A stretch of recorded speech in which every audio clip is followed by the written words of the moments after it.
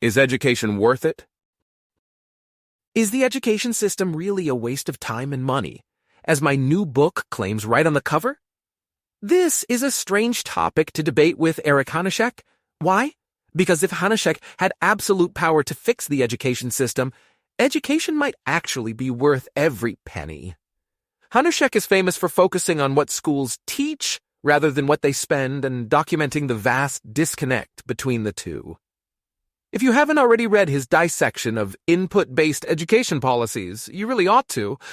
Hanushek, more than any other economist, has taught us that measured literacy and numeracy are socially valuable, but just making kids spend long years in well-funded schools is not. Tragically, however, Hanushek is not our education czar. Instead, all levels of our education system are extremely wasteful and ineffective. After spending more than a decade in class and burning up over $100,000 in taxpayer money, most Americans know shockingly little. About a third of adults are barely literate or numerate. Average adult knowledge of the other standard academic requirements, history, social studies, science, foreign languages, is near zero.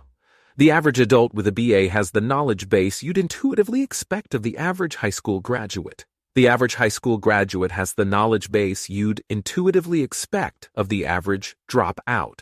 This is the fruit of $1 trillion taxpayer dollars a year.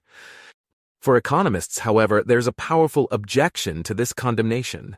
If students really learn so little, why on earth is education so lucrative in the labor market? Why do high school grads out-earn dropouts by 30%? Why do college grads out-earn high school grads by 73%? Explain that. Employers want profit, and they aren't dumb. They wouldn't pay exorbitant premia unless education dramatically improved worker productivity, right? Wrong. There are two solid business reasons to pay extra for educated workers. One is that education teaches useful skills, transforming unskilled students into skilled workers. This is the standard human capital story. The other reason, though, is that education certifies useful skills, helping employers distinguish skilled workers from imposters. This is the signaling story. In the real world, naturally, it's a continuum, but since Hanushek is not the education czar, signaling explains most of education's financial reward. How can we know this? We should start with the massive gap between learning and earning, combined with the fact that even the most irrelevant subjects and majors yield decent financial rewards. If human capital were the whole story, why on earth would employers care if about whether you've studied Shakespeare, Latin, or trigonometry? Think about all the classroom materials you haven't used since the final exam.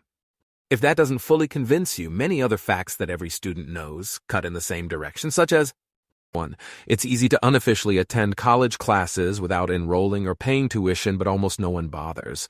Why not? Because after 4 years of guerrilla education, there's one thing you won't have: a diploma. The central signal of our society. 2. Students focus on grades over learning, best seen in their tireless search for easy A's. Signaling has a simple explanation. If a professor gives you a high grade for minimal work, you get a nice seal of approval without suffering for it. 3. Students routinely cram for final exams, then calmly forget everything they learn. Signaling provides a clean explanation.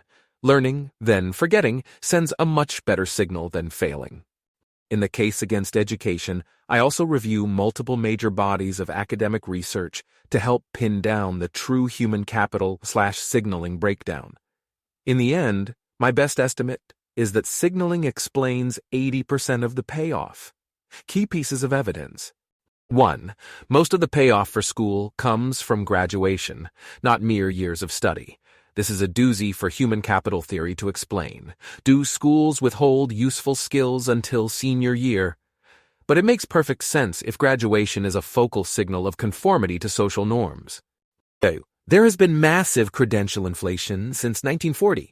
The education you need to do a job hasn't changed much, but the education you need to get any given job has risen about 3 years.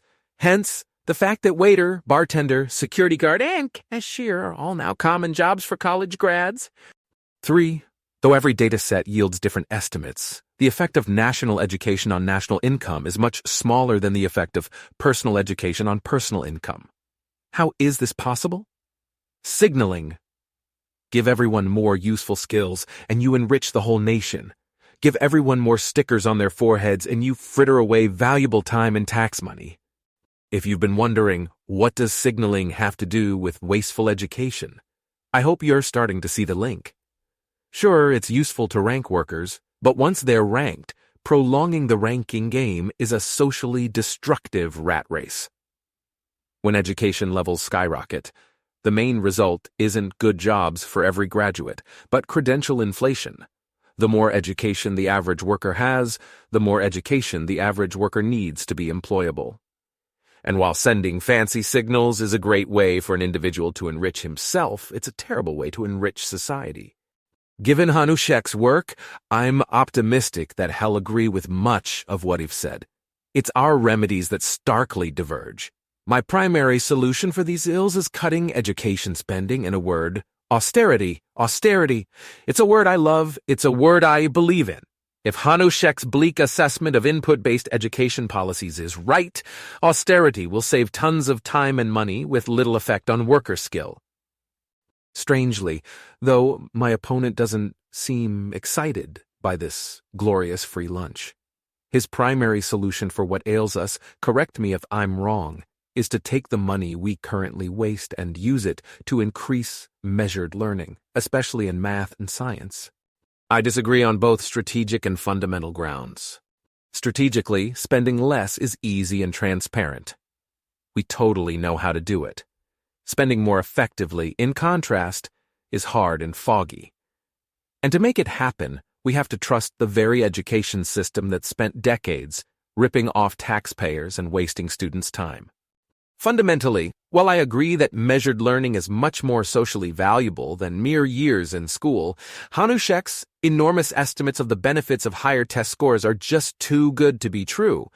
In his view, higher average math and science scores not only dramatically increase our wealth, but permanently raise the economy's rate of growth. It's practically a perpetual motion machine. But how can this be true when the typical worker uses little math and almost no science on the job? The simplest explanation for Hanushek's results is that national test scores are misleading proxies for a much more crucial and far less malleable cognitive skill, intelligence. If everyone were smarter, we would all do our jobs better. But if everyone knew more science, most of us would rarely encounter an opportunity to use our extra knowledge. I use my intelligence on the job every day, but a whole month go by when I don't use biology, chemistry, or physics. In sum, if I had to hand over $1 trillion of taxpayer money to one stellar researcher, I'd be sorely tempted to hand it to Eric Hanushek. Few educational experiments would be more fun to watch. Nevertheless, I predict the results of the experiment would be very disappointing. Entrenched interests and legions of touchy-feely parents would block Tsar Hanushek at every turn. Test scores? That's so narrow and boring. Let's assign more poster projects. And even if Tsar Hanushek managed to sharply boost math and science scores, I'd only expect a modest social payoff. Once we admit the massive defects of the status quo, the only remedy we can really count on is austerity. February 19th, 2018.